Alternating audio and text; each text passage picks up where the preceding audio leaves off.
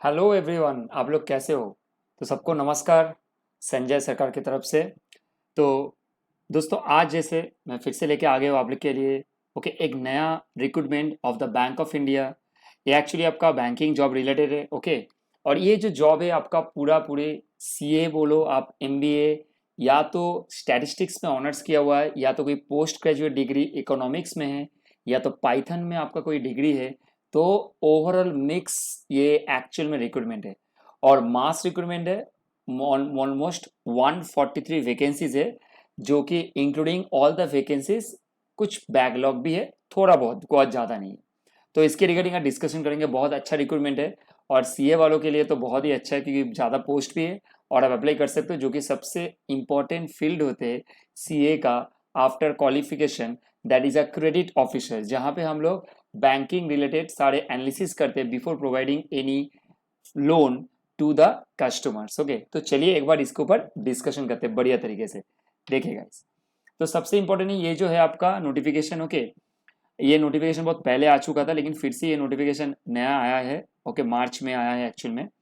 तो ये आपका एक्चुअली ऑनलाइन जो एप्लीकेशन है, ये आपका स्टार्ट हो चुका है 27 मार्च को, जो कि आपका लास्ट डेट है 10 अप्रैल। तो आपके हाथ में अभी भी बहुत टाइम है, आप लोग अप्लाई आराम से कर सकते हो। ठीक है। तो पहले एक बार ना गो थ्रू कर लेते हैं क्या क्या वैकेंसीज और क्या क्या कितना नंबर ऑफ पोस्ट है। तो सबसे पहले क्रेडिट ऑफिसर, जो कि आपका जनरल बैंकिंग ओके, जो जनरल बैंकिंग ऑपरेशन में है, जीबीओ में है, जो भी जीबीएसटी मतलब जनरल बैंकिंग ऑपरेशन जो होते हैं। और एमएमजीएस मिडिल मिडिल मैनेजमेंट ग्रुप है, जिसके ऊपर बेस करके क्रेडिट ऑफिसर का पोस्ट आपका दिया जाएगा, स्केल जो है। और इसमें टोटल 25 वैकेंसी है गाइस। और इसमें टोटल 13 जनरल कैटेगरीज में आते हैं। ठीक है। Total 25 out of general categories 13 आते हैं। और इकोनॉमिक विकेट सेक्शन भी आप पकड़ सकते हैं, क्योंकि इसमें भी बहुत अच्छा क्राइटेरिया है, जो आपको अभी हम लोग गो थ्रू करेंगे कुछ देर बाद। ठीक है। और इसमें एज का क्राइटेरिया 23 से लेकर 35 तक है। तो अच्छा खासा एज क्राइटेरिया भी है, जो कि 35 बहुत होते हैं एज क्राइटेरिया ओके। उसके बाद सर कुछ चीफ मैनेजर इकोनॉमिक स्पोर्ट्स में, जो कि स्पेशल ऑफिसर है, एसपीएल मतलब स्पेशल ऑफिसर, जो कि आपका एसएमजीएस मतलब थोड़ा सीनियर मिडिल इनकम मतलब मिडिल मैनेजमेंट ग्रुप में है। तो इसमें वैकेंसी बहुत ही कम है, 1 है। इसके बाद कुछ टेक्निकल जो फील्ड है, उनके बेसिकली ये सारे पोस्ट है, जो कि database administrator, cloud operation, network system infrastructure, information security okay. आप यहाँ पे देख रहे हो मार्केटिंग से रिलेटेड, मतलब जो एमबीए करके आए हुए हैं वो मार्केटिंग फील्ड से है, तो उनके लिए भी ये पोस्ट है। तो यहाँ पे पोस्ट नंबर ऑफ पोस्ट थोड़ा कम है, लेकिन ये बहुत इंटरेस्टिंग है, क्योंकि बहुत सारे पोस्ट है। इसके बाद आपका आता है, मतलब यहाँ पे आप देखोगे चीफ मैनेजर के पोस्ट में डिफरेंट वर्टिक मतलब डिफरेंट पोस्ट के जो स्ट्रीमलाइंस है, उसके बेसिस में आपका जो आईटी रिलेटेड है, उसमें टोटल 9 पोस्ट है, एक्सेप्ट क्रेडिट ऑफिसर का पोस्ट सेपरेटली। अब नीचे आप आ जाते हैं थोड़ा, यहाँ पे लॉ ऑफिसर का पोस्ट भी है। ये बहुत इंपॉर्टेंट, क्योंकि जो लोग एलएलबी किए, जो लोग डिप्लोमा किए लॉ में, तो उनके लिए ये पोस्ट बहुत इंपॉर्टेंट है और मैटर भी करता है, क्योंकि इसमें टोटल 31 पोस्ट है और इसमें 13 अनरिजर्व है और 3 इकोनॉमिक वीकर सेक्शन से बिलोंग करते हैं। उसके बाद फिर से वही सेम चीज, थोड़ा बहुत आपका टेक्निकल जो फील्ड है वहां से है, जैसे डेटा साइंटिस्ट हो गया, स्टैक डेवलपर हो गया, इसमें 2-2 पोस्ट है। एडमिनिस्ट्रेटर का 2-2 पोस्ट है, मतलब यहाँ पे साढ़े टू मतलब टोटल 2-2 करके पोस्ट है एवरीवन एवरीथिंग। एंड उसके बाद देखिए नीचे में थोड़ा पोस्ट इंक्रीज हुआ है, जहाँ पे senior manager IT and senior manager data analyst, यहाँ पे 4-4 टोटल पोस्ट है। उसके बाद ऑलमोस्ट 2-3 और 4 ही है। इसके बाद अब देखिए लास्ट में टोटल आप बोल सकते हो कि यहाँ पे senior manager fintech and senior manager statistician, जहाँ पे मैं आप लोगों को बता रहा था कि स्टैटिस्टिक्स में भी आप अगर करके आए हो ओके, आपका डिग्री है स्टैटिस्टिक्स में, तो आप यहाँ पे भी आपका जॉब मिलने का चांसेस बहुत हाई है। और यहाँ पे आप देखोगे तो मैक्सिमम एज लिमिट जो है वो भी बहुत अच्छा दिया हुआ है, ऑलमोस्ट 37 एवरीथिंग में, एक्सेप्ट लॉ ऑफिसर का जो है 35 including like same type of credit officer. ठीक है। तो इसमें ये टोटल आपका यहाँ पे 82 पोस्ट है, ऊपर में आपका टोटल 9 पोस्ट, उसके ऊपर आपका है टोटल 25। तो कुल मिला के आप अगर देखोगे तो आपका टोटल 126 यहाँ पे, और नीचे में कुछ कुछ पोस्ट है जो अभी हम लोग देखेंगे। देखिए यहाँ पर भी लॉ ऑफिसर है, और ऊपर में जो लॉ ऑफिसर देखे थे आप, वो लॉ ऑफिसर यहाँ पे देखिए MMGS 3 था। क्या था यहाँ पे? MMGS 3। तो ये कैटेगरी अभी हम लोग डिस्कस करेंगे कि स्केल MMGS एक्चुअली 3 है क्या, क्योंकि इसके ऊपर बेस करके आपका सैलरी डिटरमाइन होगा। तो ये लॉ ऑफिसर MMGS 3 के लिए टोटल 31 पोस्ट है। लेकिन इंपॉर्टेंट चीज क्या है, नीचे में MMGS 2 में आपका और टोटल 25 है, टोटल आपका 56 पोस्ट है लॉ ऑफिसर में, जहाँ पे जनरल का कैटेगरीज में टोटल 9 और ऊपर में 30 मतलब 22 पोस्ट है। तो बहुत अच्छा अपॉर्चुनिटी है जो यंग लॉयर्स है और या तो जो लोग एलएलबी करके या तो कोई डिप्लोमा कोर्स करके लॉ से आया हुआ है। तो चलिए एक बार देख लेते हैं ये एमएमजीएस क्या है, ठीक है। अच्छा, सबसे पहले मैं कुछ एब्रिविएशन दिया है, जीबीओ मतलब general banking officer, and SPL मतलब आपका स्पेशल ऑफिसर, ओके। अब इसके बाद अब देखिए स्केल ग्रेड में जो आपको बता रहा था, तो जैसे मिडिल मैनेजमेंट ग्रेड स्केल 2 जो है ये आपका क्रेडिट ऑफिसर के लिए। तो आज के दिन में आपका जो है ये तो पुराना है, एग्जिस्टिंग है, लेकिन आपको जो मिलेगा वो 9th पे के हिसाब से मिलेगा, जो कि रिवीजन हुआ है। इसमें आपका 64,820 से स्टार्ट हो रहा है, एकदम एकदम 64,820 से स्टार्ट हो रहा है, जो आपका वेरी मतलब आप बोल सकते हो कि वेरी बेसिक्स है। उसके बाद आपका इंक्रीमेंट होगा और उसके बाद ये ऐसे इंक्रीमेंट होते जाएगा, ओके। तो अच्छा खासा सैलरी है एमएमजीएस 2 में। और एमएमजीएस 2 और 3 दोनों में एज सच कोई फर्क नहीं है एक्सेप्ट सैलरी का पार्ट, जहाँ पे एमएमजीएस 3 में आपका सैलरी स्टार्टिंग ही होगा 85,920 से, मतलब ऑलमोस्ट आपका 21,000 का डिफरेंसेस है दोनों के बीच में। तो आप समझ रहे हो कि इसमें थोड़ा रिस्पॉन्सिबिलिटीज, ड्यूटीज और जॉब डिस्क्रिप्शन थोड़ा ज़्यादा होंगे और यहाँ पे थोड़ा कम है। इसके बाद आपका सीनियर मैनेजमेंट, यहाँ पे तो सर सैलरी स्टार्ट ही हो रहा है 1,02,000 से, मतलब बहुत अच्छा खासा सैलरी। और यहाँ पे पोस्ट सीए का नहीं है, सीए का पोस्ट जो है वो मिडिल मैनेजमेंट से स्टार्ट होता है, लेकिन कोई बात नहीं, क्योंकि बैंकिंग में जो है ना रोटेशन एंड बैंकिंग में जो प्रमोशन होता है वो बहुत अच्छा खासा होता है और वहाँ पे हाइक भी बहुत अच्छा खासा मिलता है, ओके। ऊपर से बहुत सारे फैसिलिटीज भी है जो अलग से मिलता है, क्योंकि ये नेशनलाइज बैंक है तो इसमें आपका फैसिलिटीज बहुत ज़्यादा रहेगा। अच्छा, इसके बाद थोड़ा एलिजिबिलिटी क्राइटेरिया देख लेते हैं। एलिजिबिलिटी क्राइटेरिया एज नॉर्मल है, जहाँ पे नंबर 1 आता है आपका नेशनलिटी। तो आप इंडिया से हो या तो नेपाल से हो या तो भूटान से हो या तो आप इंडिया में ओरिजिन कर चुके हो, ठीक है। अगर कोई पर्सन इंडिया में ओरिजिन है, माइग्रेटेड फ्रॉम कहाँ से, पाकिस्तान से भी हो तो आपको भी चांस मिलेगा, मतलब पाकिस्तान से भी इंडिया में माइग्रेट कर चुके हो, Sri Lanka, east Africa, countries of Kenya, Uganda etcetera etcetera. So mainly Indian citizen तो अप्लाई करेंगे, तो बाहर से भी कोई अगर है तो आपके लिए भी एप्लीकेबल है, provided certain conditions are there, okay. अच्छा, इसके बाद सबसे इंपॉर्टेंट जो है वो है एज एंड एजुकेशनल क्वालिफिकेशन, जो कि 1 फरवरी 2024 को ही आपको काउंट किया जाएगा। और वो क्वालिफिकेशन क्या है एक बार हम लोग थोड़ा गो थ्रू कर लेंगे फटक से। तो आपको ये नोटिफिकेशन जैसे आप ऑन करोगे तो आपको ये पेज नंबर 4 में दिखेगा और यहाँ पे आप क्लिक हेयर जो है, यहाँ पे क्लिक करने से एनेक्शन 1 ऑटोमेटिक ओपन होगा, लेकिन मेरा ऑलरेडी ये ओपन है तो मैं आपको वहाँ से शो करवाऊंगा कि आपका यहाँ पे क्या क्या है criteria based on the age, okay. देखिए आपको अभी दिखेगा क्लियरली, ये देखिए यहाँ पे आपको दिख रही है कि सबसे पहले तो आपका जो है वो है क्रेडिट ऑफिसर। तो इसमें आपको तो पता ही है 25-12 वैकेंसीज है, एज लिमिट 35 है, लेकिन यहाँ पे जो मेन है वो है एजुकेशनल क्वालिफिकेशन। आप अगर सीए हो, सीएमए हो और सीएस हो, तीनों क्वालिफिकेशन होल्डर्स जो है वो लोग अप्लाई कर सकते हैं। या तो जो लोग ऑलरेडी 60% मार्क्स आपका है एमबीए, पीजीडीएम में, पीजीडीएम या पीजीबीएम में या तो पीजीडीबीए में विद स्पेशलाइजेशन इन फाइनेंस, आप मतलब आपका जो कोर एरिया है वो फाइनेंस होने चाहिए, तो बैंकिंग एंड फाइनेंस से बिलोंग होने चाहिए। जो लोग एमबीए करके रहे बैंकिंग एंड फाइनेंस से, उनके लिए भी ये एप्लीकेबल है। और प्रोवाइडेड आपका 2 या 3 ईयर्स का जो प्रोग्राम क्राइटेरिया, मतलब रेगुलर बेसिस में, ये रेगुलर होने चाहिए और कोई रेप्यूट इंस्टीट्यूट से होने चाहिए, मतलब ऐसा नहीं कि मतलब कोई भी इंस्टीट्यूट, आपका इंस्टीट्यूट जैसे इक्फाई हो गया, आईआईएम हो गया, या तो कोई ऐसा इंस्टीट्यूट जो आईएसडब्ल्यूबीएम हो गया, या तो कोई ऐसा इंस्टीट्यूट जो कि ग्रेड ए लेवल में आते हैं, उनसे आपको ये डिग्री लेने पड़ेंगे एमबीए का। और पोस्ट ग्रेजुएट डिग्री आपको कॉमर्स में, साइंस में, इकोनॉमिक्स में होने से भी आप क्रेडिट ऑफिसर बन सकते हो, ओके। तो इसमें क्या देखिए मिनिमम 2 साल का एक एक्सपीरियंस है, जो कि बहुत कम होते हैं, ऐसा कोई बात नहीं। और वो भी इन पब्लिक सेक्टर में और इन प्राइवेट सेक्टर, मतलब आप अगर मान के चलो एचडीएफसी बैंक में अगर आप जॉब करके आए हुए तो आपके लिए भी ये एप्लीकेबल हो सकता है। तो प्राइवेट सेक्टर या पब्लिक सेक्टर में हो, आप अगर उस फील्ड से पर्टिकुलर आए हुए हैं तो आपके लिए एप्लीकेबल हो सकता है, बहुत इंपॉर्टेंट है सर। चलिए अब आगे देखते हैं। और इसके बाद इकोनॉमिस्ट जो है, इकोनॉमिस्ट आपका एसएमजीएस 4 में आते हैं, 45 एज लिमिट इसका सबसे हाईएस्ट है, क्योंकि इसमें जो वर्क का जो मतलब एक्सपीरियंस जो है वो भी बहुत मतलब ज़्यादा है, 5 ईयर्स का मिनिमम। इसमें आप देखिए post graduate degree in economics हो सकता है आपका इलेक्ट्रॉनिक्स में, सॉरी इकोनॉमेट्रिक्स में। इसके साथ साथ candidate financial economics, behaviour economics will be preferred, क्योंकि वो जो सब्जेक्ट्स होते हैं वो बैंक के साथ थोड़ा बहुत लिंकअप रहते हैं, तो उसमें आपको प्रेफरेंस भी थोड़ा ज़्यादा मिलेंगे। और 5 साल का यहाँ पे मिनिमम एक्सपीरियंस क्राइटेरिया आपको दिया गया है, जो कि आपको रेटिंग एजेंसी, मतलब जैसे बहुत सारे एजेंसीज होते हैं ना जो क्रेडिट रेटिंग एजेंसी होते हैं, जैसे आपको पता होंगे इकरा, केयर, क्रिसिल, ये सारे इंडिया का टॉप मोस्ट रेटिंग एजेंसी है। जैसे मतलब इकरा, क्रिसिल, केयर, ये सब जो है मेनली, इसमें अगर आपका कोई 5 साल के एक्सपीरियंस है, या तो आप अगर बैंकिंग सेक्टर से आए हुए हो और आपका रिलेवेंट एक्सपीरियंस है 5 साल का, तो आप अप्लाई कर सकते हो, करेक्ट, यहाँ पे इकोनॉमिस्ट के पोस्ट में। और यहाँ पे 2 इकोनॉमिस्ट पोस्ट है, एक है आपका SMGS 4 और एक है आपका MMGS 2, दोनों में ही है।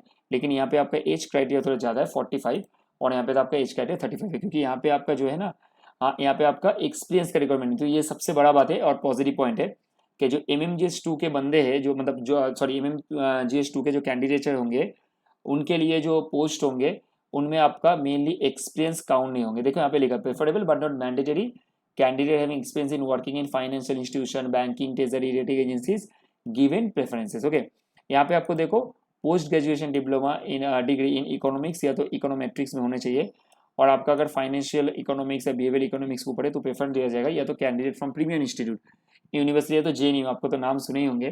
तो इन जगह से आप अगर करके आए हो कोई डिग्री तो आपको भी यहाँ से प्रेफरेंस मिल जाएगा।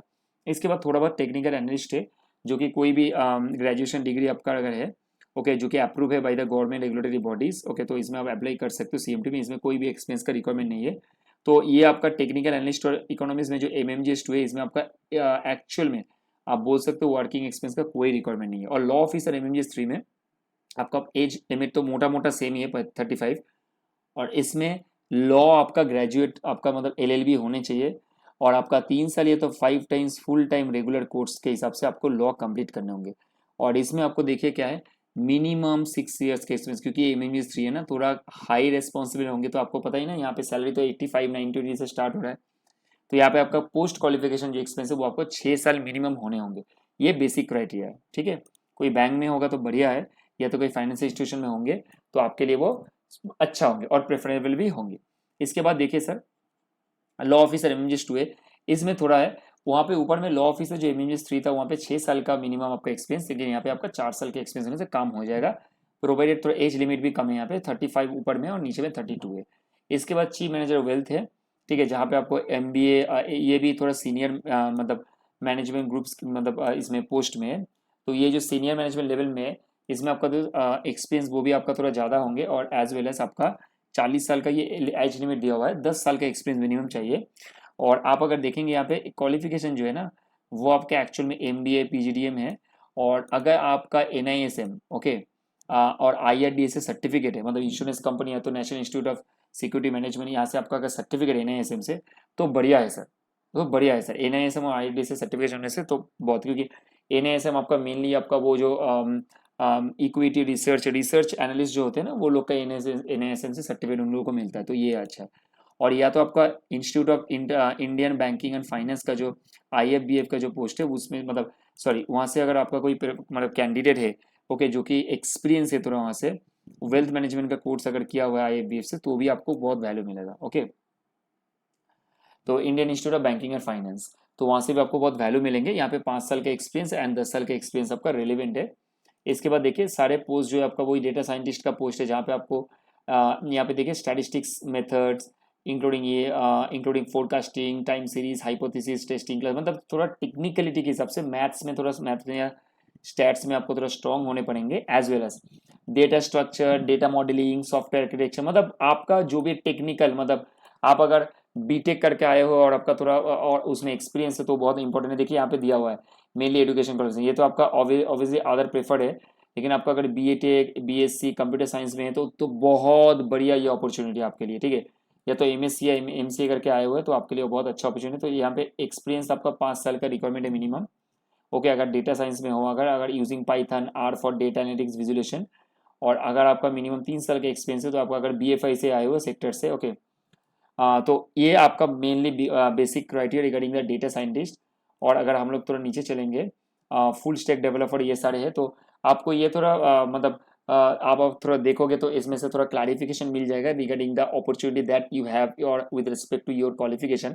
आप मान के चल सकते हो कि आप अगर BTech MSc या तो MSc या तो कंप्यूटर साइंस का कोर्स करके आए हो तो आपके लिए भी यहाँ पे अपॉर्चुनिटी ज़बरदस्त है, आप अप्लाई कर सकते हो। लेकिन आपका रिलेवेंट जो डेटा फील्ड है वो फील्ड आप पोस्ट एक बार देख लेना और उसके हिसाब से आप अप्लाई कर सकते हो। तो चलिए आ गया इसके ऊपर अगर जाते हैं अभी अभी और भी थोड़ा जो भी डिस्कशन है उसके ऊपर कर लेते हैं, क्या फीस है, क्या स्ट्रक्चर होगा, एप्लीकेशन किस किस तरीके से आप लोग करेंगे वो एक बार देख लेंगे। चलिए अब देखिएगा इसके बाद जो रेलिवेंस है वो आपके मिनिमम आपका 60% क्वालिफिकेशन होना चाहिए। ओके, एजुकेशन मतलब जो एकेडमिक क्वालिफिकेशन उसमें आपका 60% मिनिमम होने चाहिए। और सबसे इंपॉर्टेंट जो बैंक ऑफ इंडिया में ऑलरेडी जॉब करे वो लोग के लिए एप्लीकेशन नहीं करना है, आपको छोड़ देना है। आप तो ऑलरेडी जॉब करे, तो जो लोग जॉब नहीं उनको जॉब देने की व्यवस्था करा, मतलब उनको उनको जॉब आप दे दो तो बेटर रहेगा, इसके लिए वो लिखा है वहाँ पे बोल्ड में। अच्छा, यहाँ पे कुछ एज रिलैक्सेशन दिया है, जैसे ST SC के लिए आपका 5 साल का, बैकवर्ड क्लासेस के लिए 3 साल का, तो कुछ बेसिक क्राइटेरियाज ही है।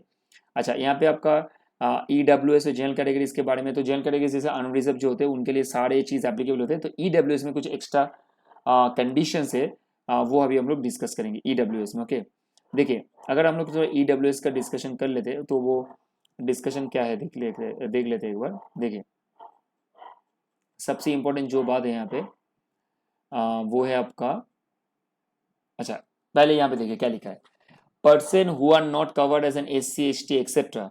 अगर आप कोई फैमिली से हो, अगर आप कोई फैमिली से हो जिन फैमिली का ग्रॉस टोटल इनकम मतलब सारी जगह से जितना भी आपका इनकम सोर्स है, आपका फादर का, मदर का, आपका फैमिली में जितना भी सोर्स ऑफ इनकम है, सब सोर्स ऑफ इनकम को मिलाया जाएगा, और आपका अगर साल भर का इनकम 8 लाख या उससे नीचे है, 8 लाख से नीचे, देखिए यहाँ पे बोले बिलो 8 लाख से, तो उस केस में आपको EWS का रिजर्वेशन कैटेगरी में आप अप्लाई कर सकते हो। इसमें थोड़ा बेनिफिट तो आपको मिलेंगे। तो 8 लाख से अगर आपका नीचे इनकम है तो आप EWS में कैटेगरी में आप यहाँ पे अप्लाई कर सकते हो। तो यहाँ पे देखो इनकम में क्या क्या इंक्लूड करना है, सैलरी, एग्रीकल्चर, बिजनेस पर्सन, सब चीज़, मतलब आपका मैंने आपको बोला था सारे चीज़ जो इनकम है वो आप सारे चीज़ ऐड कर दो, तो सब चीज़ मिला मुला के जो है आपका इनकम अगर 8 लाख से नीचे तो आप EWS कैटेगरीज में अप्लाई कर सकते हो। अदर देन EWS कैटेगरी अगर आपका ये सारी भी चीज़ है तो इसको भी कंसिडरेशन में लाया जाएगा। ओके, देखिए यहाँ पे क्या लिखा है, मतलब सॉरी इसको कंसिडरेशन में लाया जाएगा इन द सेंस, मतलब इसको आपको माफ़ी दी जाएगी। मतलब ये आपका अगर है तो अगर मान के 5 एकड़ ऑफ एग्रीकल्चर लैंड है फिर भी आपको माफ़ी, मतलब आप EWS में हो, कोई दिक्कत नहीं है, ठीक है। तो अच्छा है, बहुत अच्छा अपॉर्चुनिटी EWS के लिए, क्योंकि 8 लाख के इनकम बहुत होते हैं सर जी, ऑलमोस्ट आपका 67,000 68,000 के बराबर होते हैं, तो बहुत अच्छे होते हैं, मतलब 67,000 के आसपास आपका होता है, 66,500, तो बहुत अच्छा इनकम होते हैं मंथली। तो अगर आपका उस लेवल का भी इनकम है तो आप भी EWS में अप्लाई कर सकते हो, ठीक है। इसके बाद अच्छा, EWS में जो मेन इंपॉर्टेंट है वो है आपको एक income and asset certificate submit करने पड़ेंगे बेस्ड ऑन द 22, 23 और 23, 24, इन दोनों ईयर के बेसिस में कोई भी एक ईयर का आप इनकम एंड एसेट सर्टिफिकेट जमा करोगे। किसको जमा करोगे ना, एप्लीकेशन के साथ जमा करोगे जरूर। अच्छा, इसके बाद सिलेक्शन जो होगा वो इंपॉर्टेंट है। सिलेक्शन आपका मेनली देखिए, एक होगा ऑनलाइन टेस्ट होगा, उसके साथ आपका PI होगा, मतलब पर्सनल इंटरव्यू। ऑनलाइन आपको एग्जामिनेशन सेंटर में जाके ऑनलाइन एग्जाम देना है, वो भी कंप्यूटर में, कोई यहाँ पे रिटन टेस्ट मतलब इन द सेंस आपको हाथ से लिखने का रिक्वायरमेंट नहीं है, सारे चीज़ आपका जो होंगे वो पूरा ऑनलाइन बेस्ड होंगे, ऑनलाइन मोड है।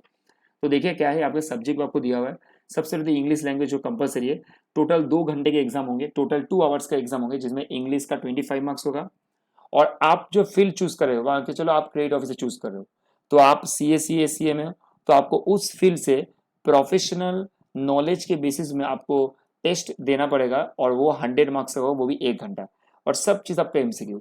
और जनरल अवेयरनेस और मतलब GK जो है ना, जो GK जो है उसके बेस के ऊपर आपका 25 मार्क्स है, मतलब टोटल 2 घंटे का आपको 150 मार्क्स का एग्जाम देना पड़ेगा, ठीक है। लेकिन याद रखना आपको, आपको प्रोफेशनल नॉलेज जो है उसमें आपका 100 मार्क्स, मतलब जो फील्ड आप चूज करो, आपका जो रिलेवेंट फील्ड है, ठीक है। इसके बाद आपको देखो यहाँ पे दिया है, the above test except a test of English language will be available bilingual, मतलब इंग्लिश एंड हिंदी, मतलब सब चीज़ आप हिंदी और इंग्लिश चूज कर सकते हैं एक्सेप्ट इंग्लिश। इंग्लिश का जो एग्जाम होगा वो इंग्लिश में होगा, बाकी सारी चीज़ आपको हिंदी। आप अगर मान के चलो सब्जेक्ट नंबर 2 और 3 आपको हिंदी में देना है तो you can opt it for, okay. And the test of English language will be qualifying nature, marks opt in English language will not be added while preparing English, मतलब इंग्लिश का पूरा अलग से, मतलब इंग्लिश में थोड़ा इंपॉर्टेंस दिया गया है, क्योंकि ऑब्वियसली इंग्लिश तो मायने रखते हैं, क्योंकि आपको जो भी डीलिंग करने पड़ेंगे वो तो इंग्लिश, मोस्टली इंग्लिश ही होंगे। तो आप बात तो करोगे हिंदी में कस्टमर के साथ, लेकिन इंग्लिश आपका डीलिंग मेन करना पड़ेगा, तो इंग्लिश आपका कंपलसरी है। इंग्लिश के साथ बाकी सब्जेक्ट 2 और 3 को मर्ज नहीं करोगे जब मेरी लिस्ट बनाना होगा, ठीक है। और याद रखिएगा आप लोग, ऑनलाइन टेस्ट में प्रेफरेंस ज़्यादा है, 80% ऑलमोस्ट वेटेज है ऑनलाइन टेस्ट के ऊपर बेस करके लिस्ट, ओके।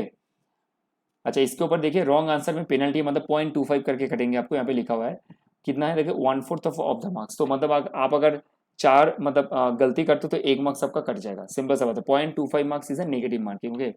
अच्छा, इंटरव्यू कैसे होंगे, सबसे पहले जो मेरिट लिस्ट होंगे वो ऑनलाइन एग्जाम के बेसिस में, उसके बेसिस में आपका मेरिट लिस्ट बनाया जाएगा और आपका PI होगा, ठीक है ना, उसके बेसिस में आपका PI होगा। उसमें तो आपको सारी चीज़ देखे जाएंगे कि आपका सीनियरिटी क्या है, आपका वर्क एक्सपोजर क्या है, आपका नॉलेज कैसा है, और आप कौन सा फील्ड से बिलोंग करते हैं, तो सारा पैरामीटर्स को अच्छी तरीके से जज करने के बाद आप इंटरव्यू में बैठ पाएंगे, और आपको इंटरव्यू में वो जज करेंगे, देखेंगे, जज नहीं करेंगे, मतलब आपको एनालिसिस करेंगे, एनालिस्ट जो लोग बैठे वहाँ पे, वो लोग आपका जो टोटल जॉब डिस्क्रिप्शन के हिसाब से आपका जो भी जॉब है उसके ऊपर बेस करके सारा चीज़ एनालिसिस होगा। मैंने आपको क्या बोला था अभी कि सर 80 और 20, तो दोस्तों टेस्ट आपको बहुत अच्छी तरह से देना है और प्रिपरेशन भी बहुत बढ़िया करना है ताकि आपका टेस्ट बहुत अच्छा हो, क्योंकि उसमें वेटेज 80% है और ओनली इंटरव्यू में 20%, मतलब इंटरव्यू में ही उतना कुछ खास नहीं है। ऑब्वियसली खास है क्योंकि उसमें इंप्रेशन आता है फेस टू फेस में, लेकिन 80% जो है वो आपका टेस्ट के बेसिस में होगा, ऑनलाइन टेस्ट, ठीक है। ये आपका क्राइटेरिया। अब चलिए देख लेते हैं एक बार एग्जामिनेशन सेंटर। तो एग्जामिनेशन सेंटर सारे all over the pan India basis में एग्जाम होंगे, सब जगह पे एग्जाम होंगे, और एग्जाम सेंटर आप चूज नहीं कर सकते एक बार अगर आप उसको ऑप्ट कर लेते हो, ठीक है। अच्छा, तो इसके बाद आपका जो इंटरव्यू शेड्यूल होंगे, एग्जाम जो होंगे, वो सारी चीज़ आपको ओवर द मेल कम्युनिकेट किया जाएगा। इवन कि आपको एसएमएस भी ड्रॉप होगा कि आपका इस डेट पे एग्जाम होंगे। आपको इसमें बेसिकली आपका सारा चीज़ आपका इंटरव्यू होगा। अगर मेरिट लिस्ट आप पास करके उसके बाद आपका इंटरव्यू कॉल लेटर रहेगा जो कि आपको मेल बॉक्स में रहेगा, तो उसके बेसिस में आपको इंटरव्यू देने के लिए जाना है। तो ये बेसिक कुछ क्राइटेरिया जो कि पेज नंबर 11 आप लोग नोट कर लीजिए एक बार। पेज नंबर 11 में कुछ बेसिक क्राइटेरिया है जो यहाँ पे देखने पड़ेंगे, क्या क्या बेसिक क्राइटेरिया है based on the interview, okay. देखिए जैसे इंटरव्यू में आपको अगर जाना है तो कॉल लेटर तो लाने पड़ेंगे सर। उसके बाद आपका जो वैलिड आईडी प्रूफ है, एड्रेस प्रूफ है, उसके साथ आपका जो टेस्टिमोनियल्स है, मार्कशीट, सर्टिफिकेट, सारे चीज़, ओके। जितने भी सर्टिफिकेट्स आपको प्रेजेंट करने पड़ेंगे और सारे सर्टिफिकेट आपको ऑनर बिफोर 1/2/2024 के पहले होने चाहिए, क्लियर, बिकॉज ये बेसिक है। अच्छा, इसके बाद आप देखिए, चलिए एक बार और थोड़ा एक बार देख लेते हैं क्या क्या बेसिक फंडामेंटल्स है यहाँ पे। अच्छा, एज सच यहाँ पे और कुछ नहीं है। अच्छा, ईडब्ल्यूएस जो है ना, अच्छा आपको मैंने क्या बोला था, एक इनकम एंड एसेट सर्टिफिकेट देने होंगे। तो ईडब्ल्यूएस कैटेगरीज को इन पर्टिकुलर पर्सन से जो कि ऑलमोस्ट गवर्नमेंट बॉडीज से बिलोंग करते हैं, मतलब ये पर्सन जो है वो गवर्नमेंट बॉडीज में काम करते हैं, तो इन सबको लेना पड़ेगा। आप सोच रहे हो क्या कौन सा लेवल है, DM, ADM, okay, DC, ADC, first class magistrate, इनसे आपको लेने पड़ेंगे वो इनकम का सर्टिफिकेट, तभी जाकर आपको वो वैलिड होगा, नहीं तो नहीं होगा। या तो कोई आईआरएस से भी आप ले सकते हो, इंडियन रेवेन्यू, मतलब आईआरएस जो रेवेन्यू ऑफिसर होते हैं उनसे भी आप ले सकते हो, ठीक है। तो ये बेसिक कुछ fundamental criteria regarding the income and asset certificate for the EWS category, economic weaker section category, ठीक है। अच्छा, इसके बाद आपका इसमें हम लोग इंपॉर्टेंट एक चीज़ देख लेते, चलिए। अच्छा, क्या क्या आइटम्स परमिटेड है इनटू वेन्यू ऑफ कैंडिडेट, मतलब आप जब एग्जाम देने जाओगे ऑनलाइन तो वो एग्जाम सेंटर में क्या क्या अप्लीकेबल होगा। डेफिनेटली आपका कॉल लेटर या एडमिट कार्ड रहेंगे, एक पेन रहेंगे जिसमें आप मतलब ये कर सकते हो, रफ वगैरह कर सकते हो, और photo copy of the ID proof आपको लेके जाना है, okay, with respect to this. As well as आपका अगर SC ST का सर्टिफिकेट है तो भी आप मोटा मोटा कैरी ऑन कर सकते हो, ऐसा कोई बात नहीं है। And important, water bottle carry करना, आप क्योंकि गर्मी में एग्जाम होगा, आपको आप मतलब पैन इंडिया में समझ रहे हो कितना गर्मी है पूरा एकदम, तो आपको एक वाटर बॉटल कैरी करना है ताकि आप मतलब हाइड्रेटेड रहो, प्रॉब्लम ना हो। बाकी सारे बेसिक क्राइटेरिया से आपको कैरी करने पड़ेंगे। And rough sheet, call letter and ID proof management, तो आपको रफ शीट दिया जाएगा for the purpose of the rough work, okay, ताकि आप थोड़ा इजीली उसमें कर पाओ। मतलब जो रफ शीट दिया जाएगा वही फुल एंड फाइनल, उसमें आपको सारी चीज़ करने हैं, आपको और एक्स्ट्रा कोई रफ शीट नहीं मिलेंगे। ओनली एक ही रफ शीट मिलेंगे या तो दो मिलेंगे, जो भी है basis on the examination centre, उसके ऊपर आपको थोड़ा काम करने और उसके ऊपर बेसिस करके आपको एग्जाम शीट में एग्जाम मतलब एग्जाम हॉल में आंसर को लिखना है, ठीक है।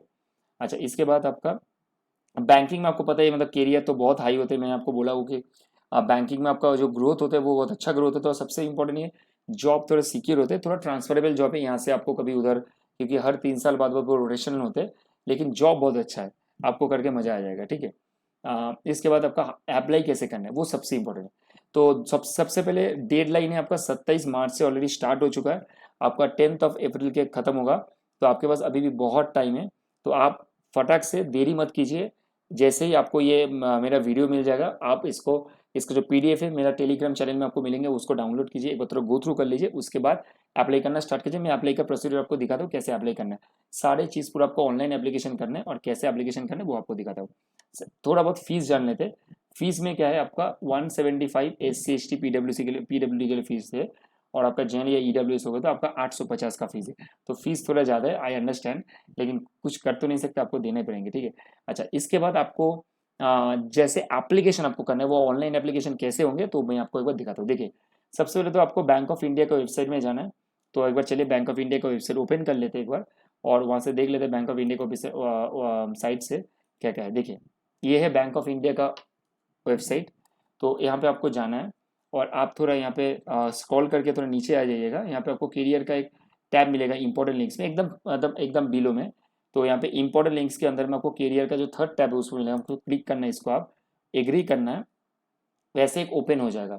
तो इसमें आप देखोगे ये ओपन हो गया, उसके बाद आप देखोगे यहाँ पे रिक्रूटमेंट नोटिस है, तो ये व्यू ऑल बोल के रिक्रूटमेंट नोटिस, इसको आपको क्लिक करना है।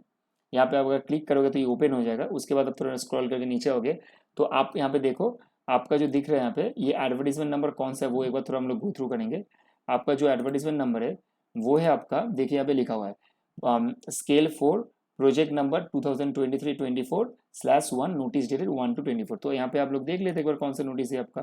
तो देखिए यहाँ पे जो नोटिस है आपका वो है आपका, हाँ यहाँ पे जो आपका नोटिस है वो आपका है, एक बार देख लीजिए यहाँ पे। अच्छा, यहाँ पे नीचे आना है आपको और यहाँ पे आके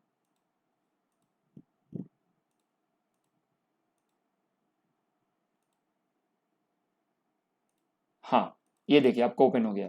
तो इसमें आपको व्यू ऑल में जाना है। ओके, थोड़ा इसमें इंटरनेट में थोड़ा इश्यूज था।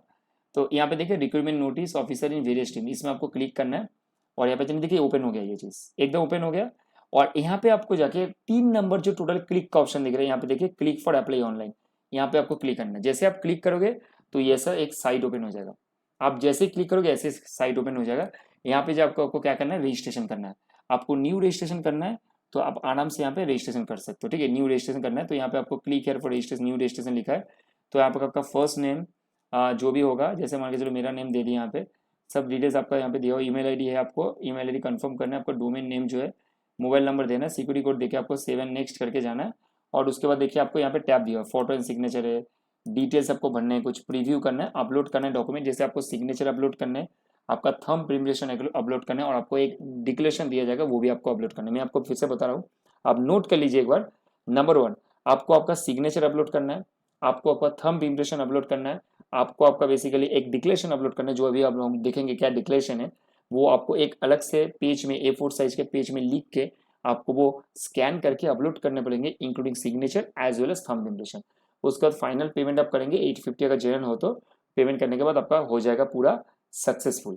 तो उसके बाद आप आराम से आपका जो सबमिशन है of the online application form वो सबमिट हो जाएगा, आपको एक्नोलेजमेंट जनरेट हो जाएगा जो आपको कीप अप करना है for the purpose of the written exam. Okay, for the not written actually online exam. तो ये हो गया सर, ये बेसिक फंडामेंटल पूरा क्लियर है, एकदम क्लियर है पूरा फंडामेंटल। चलिए, तो ये प्रोसीड्यूर मैं आपको बता रहा हूँ, आपको वो पूरा एकदम लिंक में क्लिक करना है, आपको जाना है यहाँ पे और रजिस्ट्रेशन करना है बैक टू बैक जैसे है। बहुत बेसिक है, कुछ कुछ प्रॉब्लम नहीं है, बहुत बेसिक है। सिर्फ आपको डॉक्यूमेंट्स अपलोड करने हैं, मैंने आपको जो डॉक्यूमेंट्स बोला है, पेमेंट करना है बस, गेटवे से पेमेंट करके आपको वो पूरा फॉर्म का एक्नोलेजमेंट आ जाएगा, तो आप उसको कैरी ऑन कर सकते हो for the purpose of your benefit. चलिए इसके बाद और देख लेते हैं एक बार। इसके बाद जो आपका है नेक्स्ट है आपका, देखिए मेन है आपका यहाँ पे, ये तो हो गया। उसके बाद आपको सारा डिटेल्स भरना है, यहाँ पे पूरा डिटेल्स का थोड़ा प्रोसीड्यूर दिया तो आपको इजी होगा, ये आप गो थ्रू करके वो कर लीजिएगा, हो जाए पूरा एकदम। टोटल 5 जो टैब्स है पेमेंट तक, देखिए यहाँ पे लास्ट में पेमेंट टैब है, तो वहाँ तक आपको पूरा डिटेल्स में दिया गया है। पेमेंट ऑफ फीस जो है वो तो ऑनलाइन होंगे, उसमें कोई दिक्कत नहीं है। गूगल पे आप कर सकते हो, यूपीआई से पेमेंट कर सकते हो, master card, visa, debit card, credit card सबसे पेमेंट कर सकते हो, कोई प्रॉब्लम नहीं है। जब भी पेमेंट आप करोगे एक चीज़ याद रखना, पेमेंट करने के टाइम में कोई रिफ्रेश बटन या तो कोई बैक बटन आप मत दबाइएगा। जो होना है, आप अगर पेमेंट बटन क्लिक कर दिए तो वेट कीजिए थोड़ा 2 मिनट 1 मिनट, देखिए वो रिसाइकल मतलब थोड़ा मतलब ये होके रिफ्रेश होके बैक होके वो ऑटोमेटिकली आ जाएगा आपका पेज में, जहाँ पे आपको दिख जाएगा कि पेमेंट सक्सेसफुल हो चुका है। अच्छा, आपको फोटोग्राफ एक मतलब कलर फोटोग्राफ आपको स्कैन करना है, क्योंकि वो अपलोड करेंगे आप। उसके बाद सिग्नेचर इमेज जो है वो आपको ब्लैंक इंक पेन में एक सिग्नेचर करना है और उसका साइज याद रखिएगा 10 से 20 KB के आसपास होने चाहिए। और जो आपका ये रहेगा फोटो रहेगा वो भी 20 से 50 KB के बीच में रहना चाहिए, उससे ज़्यादा नहीं। ओके, अच्छा लेफ्ट थंब इम्प्रेशन, आपको क्या करना है, आपका जो लेफ्ट थंब है उसका एक इम्प्रेशन लेना है, जो कि आपका ब्लैक और ब्लू इंक से आप ले सकते हो आराम से। लेने के बाद उसको आपको 20 से 50 KB के अंदर फाइल का साइज रखना है, अच्छी तरह से उसको स्कैन कर लीजिए ताकि चीज़ें थोड़ा क्लियरली समझ में आए। और सबसे इंपॉर्टेंट 4 नंबर जो आपका हैंड रिटन डिक्लेरेशन इमेज, जो कि आपको एक डिक्लेरेशन देने पड़ेंगे। यहाँ पे डिक्लेरेशन के बारे में लिखा है पेज नंबर 18 में, देखिए क्या डिक्लेरेशन लिखा है।